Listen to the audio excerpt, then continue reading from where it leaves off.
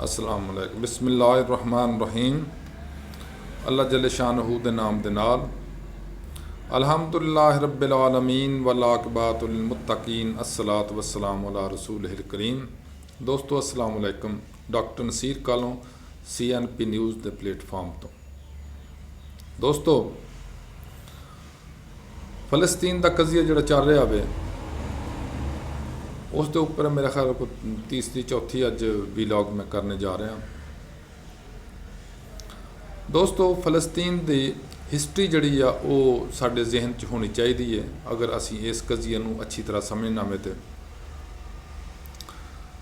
हज़रत इब्राहिम अलैहिस्सलाम तो लेके बल्कि उस तो पहले भी अगर चले जाइए तो ज़्यादातर अंबिया जड़े ने फलस्तीन च ही मबूस होए ने। तकरीबन जिन्ने अंबिया आए ने उन्हां चों मेजॉरिटी जड़ी आ या बहुत ज़्यादा अक्सरीयत जड़ी आ फलस्तीन के मुतलका ही ने दोस्तों। लेकिन तारीख दे विच सब तो ज़्यादा जड़ी नामवरी या ज़्यादा शोहरत हासिल की गई है हज़रत इब्राहिम अलैहिस्सलाम दे दौर तो अगे चलीए तो फिर हज़रत इब्राहिम अलैहिस्सलाम दे दो बेटे सन, हज़रत इस्माइल अलैहिस्सलाम और हज़रत इज़ाक अलैहिस्सलाम। हज़रत इज़ाक अलैहिस्सलाम दे अगे बेटे ने 12 बेटे सन जिन्हां चों तुसां नहीं हज़रत इज़ाक अलैहिस्सलाम दे जड़े औलाद सी उहदे चों सब तो ज़्यादा मशहूर जड़े ने वो हज़रत याकूब अलैहिस्सलाम ने। और हज़रत याकूब अलैहिस्सलाम दे 12 बेटे सन जिन्हां च हज़रत यूसुफ अलैहिस्सलाम भी होए ने जिहदे कुरान जी बहुत तस्करा भी आया उन्हां दा सूरह यूसुफ दे विच। दोस्तों हज़रत याकूब अलैहिस्सलाम जड़े ने उन्होंने अपना नाम अगरचे उन्हां दा नाम तो याकूब सी लेकिन उन्होंने अपना नाम बनी इसराइल रखिया सी। अच्छा उस दे नाम तो ही अगे जिहड़ी नस्ल चलती गई आ वो अपने आप को बनी इसराइल कहलाते रहे। और बनी इसराइल जड़ा है वो यहूदियों का एक बेस बनया कि जो भी हज़रत याकूब अलैहिस्सलाम की औलाद चो अगे नस्ल चली वो अपने आप को बनी इसराइल यानी यहूदी कहलाउण। पहले तो बनी इसराइल कहलाते थे लेकिन बाद उन्होंने अपना नाम यहूदी बना लिया। तारीखी तौर पर अगर देखा जाए तो हज़रत याकूब अलैहिस्सलाम तो ऑनवर्ड्स तुसी देखो जो मूसा अलैहिस्सलाम का दौर बाद च आया हज़रत यूसुफ तो बाद जदों मिस्र दे विच बहुत बड़ा गलबा हासिल सीगा यहूदियों नूं या बनी इसराइल नूं ते उस तो बाद हुकूमतां चेंज होईयां वक्त बदल गया। मिस्र विच होर हुकूमत आ गई जिन्हां नूं तुसीं फिरौन भी कह सकते हो या जो ममलूक कह सकते हो जो भी सन उत्थे हुकूमत चाहे ममलकत मलक आए उन्होंने यहूदियों के उपर यानी बने इसराइल के उत्ते बहुत सख्ती शुरू कर दी जिन्होंने फिरौन कहा गया सी। फिरौना ने इन्नी सख्ती की कि उतों मूसा अलैहिस्सलाम अपनी कौम नूं यानी बने इसराइल नूं लैके निकलना पिया। निकल के उतों जिस वेले वो दरिया नील वाला वाक़या बाहर का वाक़या भी कुरान च आउंदा वा कि समुंदर दे विचों दी क्रॉस करना पिया, पिछे उन्हां दी फौज आ गई फिरौना दी तो उत्थे उन्होंने अपनी असा मारी अल्लाह ताला दे हुक्म नाल ते खुश्क रस्ता हो गया। उत्थे विचों दी ये जड़े हज़रत मूसा अलैहिस्सलाम तो उन्हां दी पूरी उम्मत जड़ी सी वो लंघ गई। पिछे जो फिरौन अपनी फौज दे नाल गुजरिया तो मलिया मेट हो गया, डुब के मर गया वगैरह वगैरह। उस तो बाद 40 साल तक ये लोग सहरावां विच भटकते रहे जिथे तुहानूं अगला वाक़या भी याद होएगा कि हज़रत इब्राहिम अलैहिस्सलाम दे दौर दे विच हज़रत मूसा अलैहिस्सलाम दे दौर च इन्हां ने ख्वाहिश की कि साडे वास्ते इस जिहड़ा है सहरा लकोद एक सहरा सी जिथे ना पानी सी ना साया सी उत्थे साडे वास्ते खाने पीने का कोई बंदोबस्त किया जाए। बुनियादी तौर पर शरारती कौम आ, कोई ना कोई नबियां के मुतलक कोई ना कोई पुट्ठा काम इन्होंने जरूर जारी रखा। इन्होंने कहा कि साढ़े वास्ते खाना होना चाहिए। हज़रत मूसा अलैहिस्सलाम की दुआ ना मनो सलवा नाजल होना शुरू हो गया। मन और सलवा दो अलग-अलग चीज़ां सन। मन एक किस्म का हलवा सी, मिठी चीज़ सी, मिठी खुराक सी, मिठी डिश सी। और सलवा एक किस्म के बटेर की किस्म के को पुजे हुए या रिझे हुए या पक्के हुए जानवर से जड़े रात नूं अल्लाह ताला की तरफों ਜ਼ਮੀਨ ਦੇ ਉੱਪਰ ਰੱਖ ਦਿੱਤੇ ਜਾਂਦੇ ਸੀ ਇਹ ਦੋਨੋਂ ਚੀਜ਼ਾਂ, ਔਰ ਉਹ ਇਹਨਾਂ ਲੋਕਾਂ ਨੇ ਖਾਣਾ ਸ਼ੁਰੂ ਕਰਤਾ।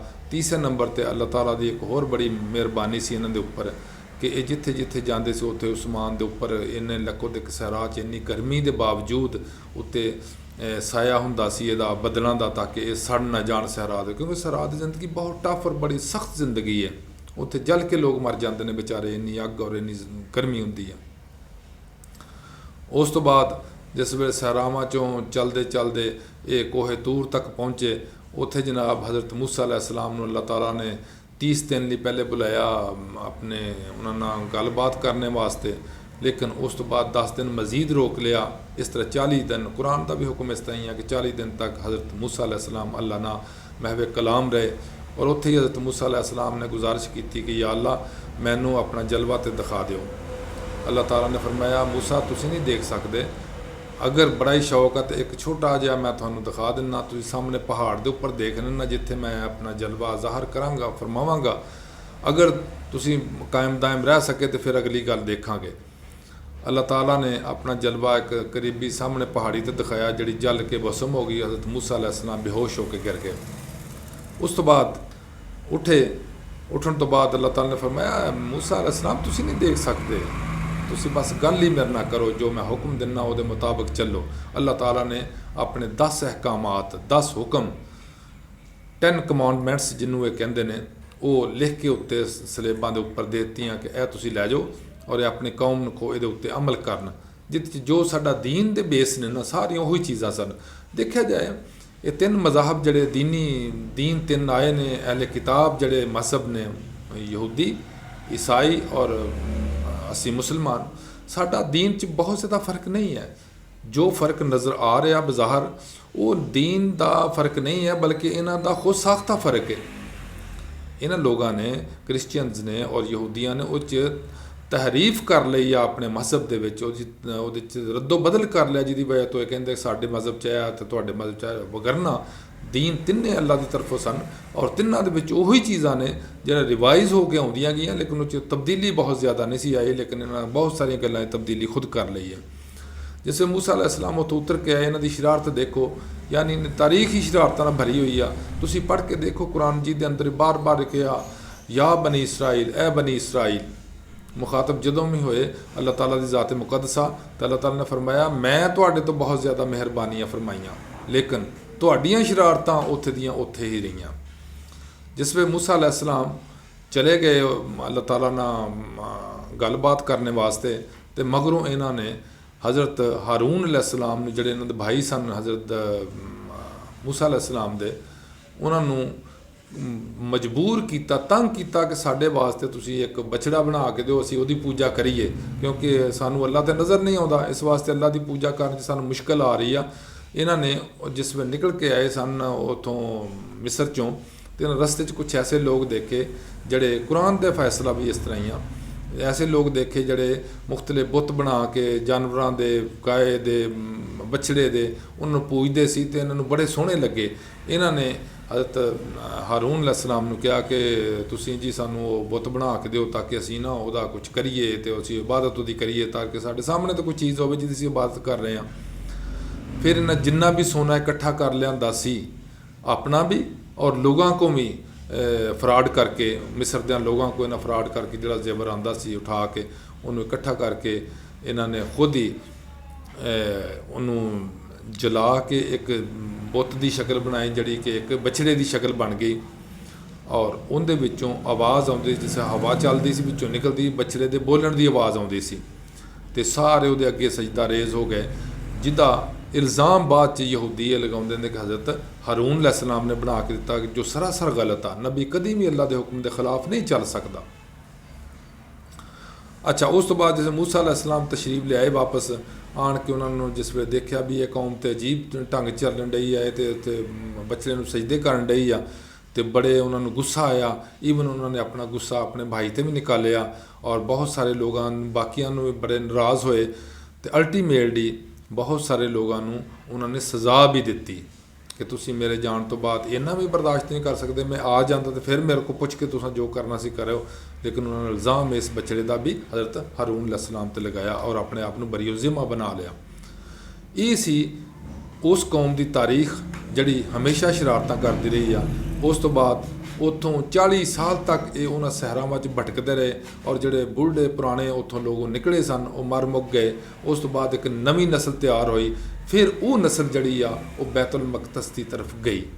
ਉੱਥੇ ਹਜ਼ਰਤ ਮੂਸਾ अलैहिस्सलाम ਨੇ ਹੁਕਮ ਦਿੱਤਾ ਕਿ ਤੁਸੀਂ ਇਸ ਸ਼ਹਿਰ ਦੇ ਵਿੱਚ ਦਾਖਲ ਹੋ ਜਾਓ ਤੇ ਤੁਸੀਂ ਇਸ ਦੇ ਉੱਤੇ ਕਬਜ਼ਾ ਕਰ ਲੋਗੇ। ਲੇਕਿਨ ਉਹਨਾਂ ਨੇ ਅੱਗੋਂ ਜਵਾਬ ਜਿਹੜਾ ਦਿੱਤਾ ਉਹ ਬੜਾ ਤਾਰੀਖੀ ਜਵਾਬ ਆ, ਉਹ ਵੀ ਇਹਨਾਂ ਦੀ ਸ਼ਰਾਰਤ ਦਾ ਇੱਕ ਮਜ਼ਹਰ ਆ। ਇਹਨਾਂ ਨੇ ਕਿਹਾ ਕਿ ਮੂਸਾ अलैहिस्सलाम ਤੁਸੀਂ ਔਰ ਤੁਹਾਡਾ ਅੱਲਾ ਜਾ ਕੇ ਪਹਿਲੇ ਲੜੋ ਉਹਨਾਂ ਨਾਲ, ਉਹਨਾਂ ਨੂੰ ਇੱਥੋਂ ਕੱਢੋ ਤੇ ਬੜੇ ਵੱਡੇ ਵੱਡੇ ਜਵਾਨ ਲੋਕ ਨੇ, ਅਸੀਂ ਅੰਦਰ ਦਾਖਲ ਨਹੀਂ ਹੋ ਸਕਦੇ, ਲਿਹਾਜ਼ਾ ਅਸੀਂ ਉਹਨਾਂ ਚਿਰ ਦਾਖਲ ਨਹੀਂ ਹੋਣਾ, ਅਸੀਂ ਬਾਹਰ ਹੀ ਠੀਕ ਆ ਜਿੰਨੇ ਚਿਰ ਤੱਕ ਉਹ ਇੱਥੇ ਮੌਜੂਦ ਨੇ। ਲਿਹਾਜ਼ਾ 40 ਸਾਲ ਤੱਕ ਸਜ਼ਾ ਦੇ ਤੌਰ ਤੇ ਭਟਕਦੇ ਰਹੇ। 40 ਸਾਲ ਤੋਂ ਬਾਅਦ ਜਾ ਕੇ ਇਹ ਬੈਤੁਲ ਮਕਦਸ 'ਚ ਦਾਖਲ ਹੋਏ। ਦਾਖਲ ਹੋਣ ਤੋਂ ਬਾਅਦ ਇਹਨਾਂ ਨੇ ਉੱਥੇ ਜੋ ਵੀ ਆਪਣਾ ਰਵਾਇਤ ਸਨ ਜਾਂ ਜੋ ਵੀ ਇਹਨਾਂ ਦੇ ਦੀਨ ਮਜ਼ਹਬ ਦੇ ਮੁਤਾਬਕ ਕੋਈ ਇਹਨਾਂ ਦੇ ਰਸੂਮਾਤ ਸਨ ਉਹ ਅਦਾ ਕਰਦੇ ਰਹੇ, ਉੱਥੇ ਚੱਲਦੇ ਰਿਹਾ, ਮਸਲਾ ਇਹਨਾਂ ਦਾ ਉਹਦੇ ਮੁਤਾਬਕ ਹੀ ਹੁੰਦਾ ਰਿਹਾ। ਉਸ ਤੋਂ ਬਾਅਦ ਜਿਸ ਵੇਲੇ ਹਜ਼ਰਤ ਸੁਲੇਮਾਨ अलैहिस्सलाम ਦਾ ਦੌਰ ਆਇਆ ਤੇ ਹੈਕਲ ਸੁਲੇਮਾਨੀ ਉਹਨਾਂ ਨੇ ਤਿਆਰ ਕੀਤਾ ਔਰ ਉਹ ਇਸ ਤਰ੍ਹਾਂ ਤਿਆਰ ਕੀਤਾ ਹੈ ਜਿੱਦਾਂ ਕੁਰਾਨ 'ਚ ਵੀ ਆਉਂਦਾ ਕਿ ਉਹਨਾਂ ਦੇ ਕਬਜ਼ੇ 'ਚ ਜਿੰਨ ਵੀ ਸੀ, ਹਵਾਵਾਂ ਵੀ ਸਨ, ਪਰਿੰਦੇ ਚਰਿੰਦੇ, ਹਰ ਚੀਜ਼ ਉਹਨਾਂ ਦੇ ਨਾਲ ਮਤਲਬ ਹੁਕਮ ਤੇ ਚੱਲਦੀ ਸੀ, ਹਵਾ ਵੀ। ਤੇ ਉਹਨਾਂ ਨੇ ਜਿਨ੍ਹਾਂ ਨੂੰ ਕਹਿ ਕੇ ਆਪਣਾ ਉੱਥੇ ਬਹੁਤ ਬੜਾ ਹੈਕਲ ਜਿੰਨਾ ਹੈਕਲ ਸੁਲੇਮਾਨੀ ਤਿਆਰ ਕਰਾਇਆ, ਜਿਹੜਾ ਅੱਜ ਵੀ ਇਹ ਹਰ ਟਾਈਮ ਇਹਨਾਂ ਨੂੰ ਹੈਕਲ ਸੁਲੇਮਾਨੀ ਹੀ ਯਾਦ ਆਉਂਦਾ ਵੇ। ਔਰ ਉਹਦੇ ਵਾਸਤੇ ਤਿਆਰ ਕਰਨ ਵਾਸਤੇ ਇਹਨਾਂ ਦੀ ਬੜੀ ਕੋਸ਼ਿਸ਼ ਵੀ ਆ, ਕਾਵਿਸ਼ ਵੀ ਆ, ਹਮਦਰਦੀਆਂ ਵੀ ਨੇ ਔਰ ਇਹਦੇ ਵਾਸਤੇ ਹਰ ਅਰਬਾ ਇਸਤੇਮਾਲ ਵੀ ਕਰ ਰਹੇ ਨੇ। ਔਰ ਇਸੇ ਵਾਸਤੇ ਮਸਜਿਦ ਅਕਸਾ ਜਿਹੜੀ ਆ ਇਹਨਾਂ ਦੇ ਅੱਖਾਂ ਦੇ ਵਿੱਚ ਬਰਦਾਸ਼ਤ ਨਹੀਂ ਹੁੰਦੀ, ਇਹਨਾਂ ਦੇ ਜ਼ਿਹਨ ਦੇ ਵਿੱਚ ਉਹਨੂੰ ਕਬੂਲੀਅਤ ਨਹੀਂ ਹੈ ਕਿ ਮਸਜਿਦ ਅਕਸਾ ਕਿਉਂ ਹੈ ਇੱਥੇ ਯਰੂਸ਼ਲਮ ਦੇ ਅੰਦਰ, ਬੈਤੁਲ ਮਕਦਸ ਦੇ ਅੰਦਰ। ਲਿਹਾਜ਼ਾ ਉਹ ਉੱਥੇ ਹੈਕਲ ਸੁਲੇਮਾਨੀ ਤਿਆਰ ਕਰਨਾ ਚਾਹੁੰਦੇ ਨੇ। ਅੱਜ ਦਾ ਵੀਲਾਗ ਇੱਥੇ ਹੀ ਖਤਮ ਕਰਨੇ ਆ, ਕੱਲ੍ਹ ਇਨਸ਼ਾਅੱਲਾ ਇਸ ਤੋਂ ਅੱਗੇ ਕਰਾਂਗੇ। ਅੱਲਾਹ ਹਾਫਿਜ਼, अस्सलाम वालेकुम।